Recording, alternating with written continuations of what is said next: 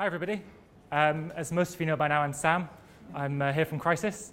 I'm Senior Data Insights Analyst, and I will be telling you about how we make the most of our small amounts of big data that we have in the charity sector. I'll quickly give you an introduction to Crisis, so you know a bit more about what you've all been kindly donating to. Then I'll go into a bit more about big data and how it compares to the kind of data that we have to use. I'll give you a few quick examples then of how we are using data, making the most of what we do have. Hopefully it won't be too different to what you guys are doing with more of your commercial data sets. And then a quick introduction to some of the projects we're thinking of doing in the new year after the craziness of Christmas is out of the way. I agree. First of all, I would like to thank Bav and ZPG for inviting us Crisis today. It's great. Obviously, we've made a lot of money already. And it's all, from a personal point of view, it's always good to have a captive audience to hear me talking about what we do. So Crisis is the national charity of homeless people.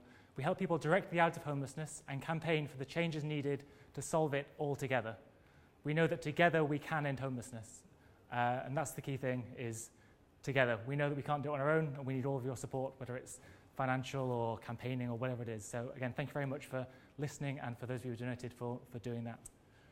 I won't labour the point now. I'll go into the data side, which is why we're all here. So when I think of big data, I think of some past jobs I've had where we've had a lot of information. So this point here represents one transaction, for instance. We have a lot of transactional data at Crisis, but this point here is just one point. I look at my bank account and saw for the month of October, I made 78 transactions. I've just moved house. Seems like a lot of money, but I'm putting it down to furniture that I've had to buy. So that's just 1 month and one person. At Crisis, if I made a donation in October, I'd have 1 point of data, which isn't anywhere near as much. You might be able to tell that the bank so far are winning by about 78 times. Over the course of a year, our average supporter will give us 2.6 gifts. Now that's a mean. Median, it's actually 1 because most people will just give us 1 donation, but the mean's more interesting at this point because I get to draw a little half square there.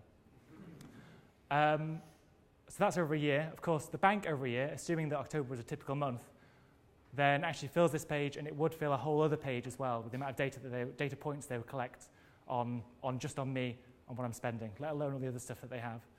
I know it's not just about quantity, it's about quality. But again, the bank's kind of got us there because when you make a donation, we know your name, we know what you donated to, when you donated it, and your postcode. That's pretty much it. We don't know a lot else about you. And we're not complaining, that's how it should be. We don't need to know that information because we're not in the data industry. The data is kind of a side effect of us working with you to help end homelessness.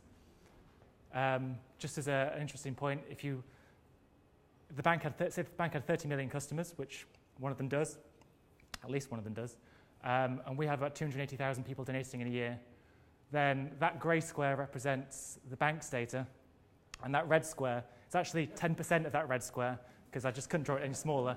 That represents the amount of data that we'd have. Again, fairly irrelevant in terms of size, but impressive nonetheless. So, like I said, it's not a big deal. We're not concerned about it. We have to adapt to it, and we're fine. We know we're not the only ones. Most charities are in the same position, and again, a lot of you guys have been in the same position. A lot of other organizations don't have as much data as the big banks, for instance.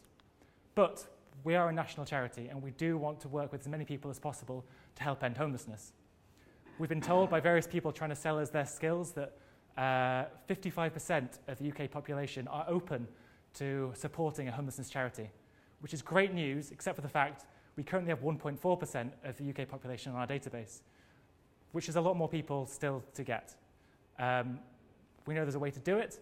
We know obviously it's not the way what we're doing at the moment, which is why we're employing more intelligent data analysis to help us get there, along with other stuff that obviously are more traditional methods that our fundraising teams and campaigns teams and volunteer teams and so on are doing as well, to help us get to this point where everybody knows who Crisis is and is helping us end the problem.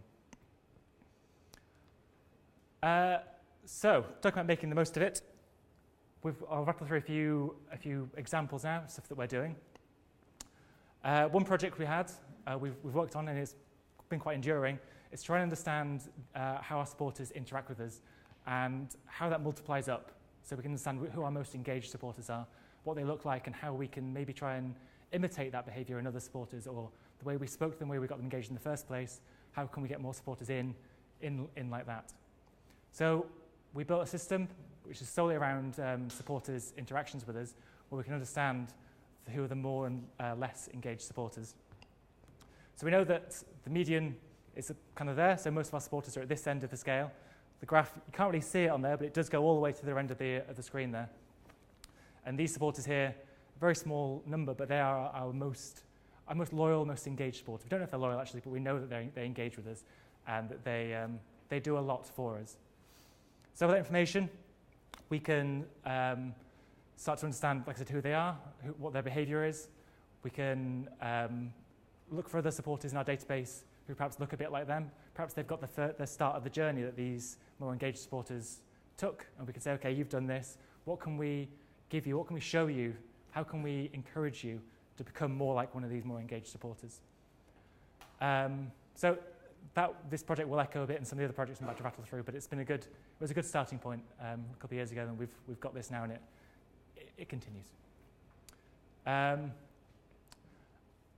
We have a lot of support at Christmas, as I alluded to a second ago, but we don't have a lot of supporters outside of Christmas. A lot of people know us just as Crisis at Christmas, but we are a year-round charity, and we do support homeless people and try to end homelessness year-round. So, if you don't mind, I'm going to get you all to stand up for a second. So one piece of work we did was trying to understand trying to identify supporters from the very start who are less likely to come back and donate outside of Christmas, because we don't want to annoy people that don't want to hear from us. That's understandable. Not everyone wants to hear from us year-round. Also, we don't want to spend money and time and effort on trying to convert people who they're not open to our message year-round. So I want you to sit down if you've made no donations to charity in the last 12 months. Don't be ashamed. Don't worry. We can rectify that. Don't worry about it. So this is good. Well done, everybody. Most of you. Okay. Now sit down if your first donation in the last 12 months was in response to online advertising. If you can remember that far back. Okay. This is good. Now sit down if your first donation was in response to a television advert. We have a lovely one with Serene McKellen most years. Gets a lot of supporters in. Okay, this is good. Interesting, sorry. How about a radio advert? Commercial radio, again at Christmas time, especially Crisis, but all charities will put something out there. Okay. Just because you felt like it and you're too smart to fall for advertising. Sit down if that describes you. I thought there might be a few of you. Yeah, absolutely. Press ads. So this is stuff in the newspaper. You might have seen, you might have been reading an article with a banner headline or something. Is anyone still reading newspaper? Well, okay. Press inserts.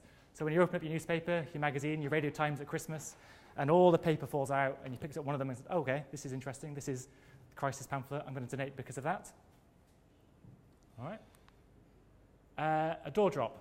Something's come through your door, and you've seen it. It's been unsolicited, but it's arrived, and you've read it and gone, yeah, okay, this resonates with me. All right. Addressed cold mail. So this is stuff that's come through your door. Again, you've not asked for it, but it's arrived with your name on it. Okay. I am intrigued to what has caused the rest of you to donate, but this is positive. This is good. So those of you still standing, unless there's something I haven't thought about, which again I'm genuinely interested to know what it could be, then you're the supporters who are most likely to come back and give to us outside of Christmas. Okay, that's a good point. If it's direct debits, nod. Have a sit down, yeah. Sit down for direct debits. Sorry? Tube station, so outdoor marketing. Okay. And in-person marketing, as in I've started donating to charity just because somebody stopped me on the entrance to the tube station and they talked to me. So, and that was really convincing. So the advertising didn't work on me, but a person passionate about the cause actually did. Okay, so this is good. Mine's similar. I live in Old Street and I'm surrounded by homeless people. So right. I do actually dedicate to Crisis. Thank you very much. Because I'm surrounded by actual homeless people. Brilliant. So, these people still standing. I'm interested, genuinely, but for purposes of time, you're the most likely to come back and give to us outside of Christmas. A piece of work we did looking at the causes of... you can sit down now, sorry, yeah, thank you. Stand up if you want to, it's fine. looking at what causes people to come back outside of Christmas, then we could see these factors, and the channel of giving, the thing that caused you to give, was one of the single biggest factors in discovering whether somebody would come back. There were 7 factors altogether, and when we put them all together and made a big aggregate score, we saw that if you had none of these factors, you're about 24% likely to come back outside of Christmas. If you had 7 of these factors, only about 6% of people would come back and donate.